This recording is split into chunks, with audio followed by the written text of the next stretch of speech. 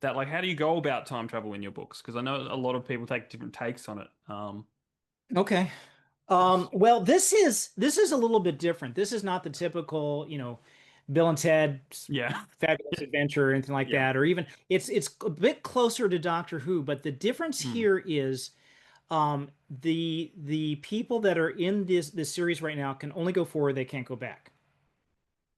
Mhm. And what has happened was there was Okay. a parallel, this is parallel universes, like you were talking about Yeah. earlier, Ryan, where time travel was started in a Hmm. parallel universe in our future, the 26th century, and there ended up being a time war where you had two major powers.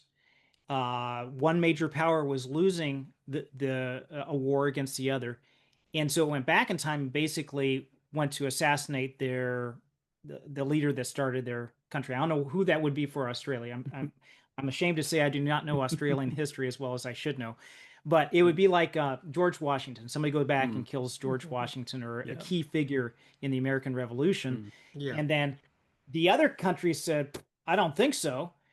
They jumped back further in time and annihilated them, and the war just kept going back further and further as they were jumping back. So they ended up basically in 3500 BC, around there, and their ships are destroyed. They can't get back to their own timeline because that branch is gone, and they're left there without the ability to go back any further, but only jump forward. And these pods, Oh, they're wow. smaller devices that you can jump in. And so they got into a debate about this. What are we going to do? We're basically One group said we're basically gods here because we got all this high tech. These people can worship us. We could do anything we wanted basically Mm. and create it. We're going to do this good though. We're going to remake everything the way it should have been. We're going to avoid all our mistakes. We're going to basically make this utopia like you guys were talking about earlier with everything being said. And there will be no hardened Mhm. cellophane wrapping on things that you can actually get stuff out. Okay? We're going to make it a perfect world. And the other group said, no, we can't do this. We created all this temporal tension with these dividing timelines, and it's going to end up ripping space-time. We have to watch from the shadows and kind of govern things to make sure this temporal tension is relieved so you don't have this catastrophic event. Mm. And so they divided into two factions, and those two factions have been jumping forward in our timeline throughout our history. And so that is the background for the different stories that are here. And the first one is the Healing Stone, where a boy named Francisco inherits a stone that can heal anything. So the question that I would ask people is, what would you do with the stone that could heal anything? I'm going to ask you That guys that. like What that would well you that do? it depends on what you Feel mean everything. by heal everything. Is that like just when it comes to diseases or is it like metaphorical?